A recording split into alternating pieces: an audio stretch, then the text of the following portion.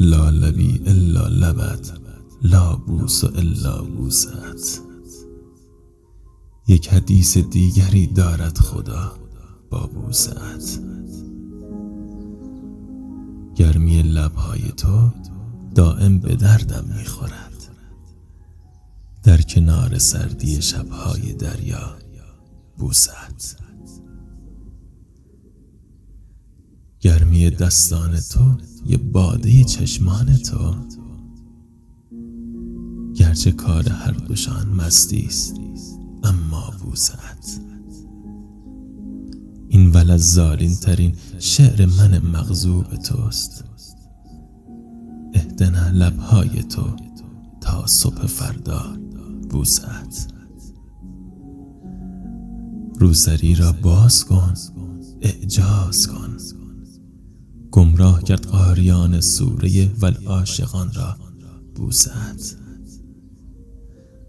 باب واو و سین که در انجیل و تورات و مبین، باب تحریف است بی آیات عظما بوست.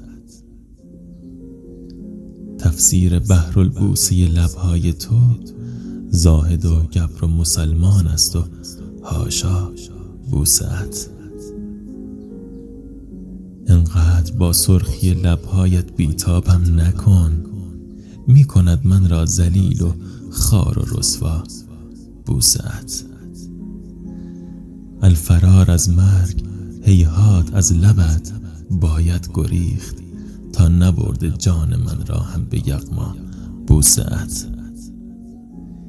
هیچ جنسی مثل جنس بوس تو مرغوب نیست.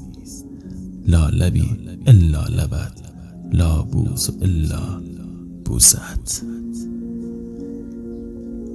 ارادتمند شما، علی پایدر.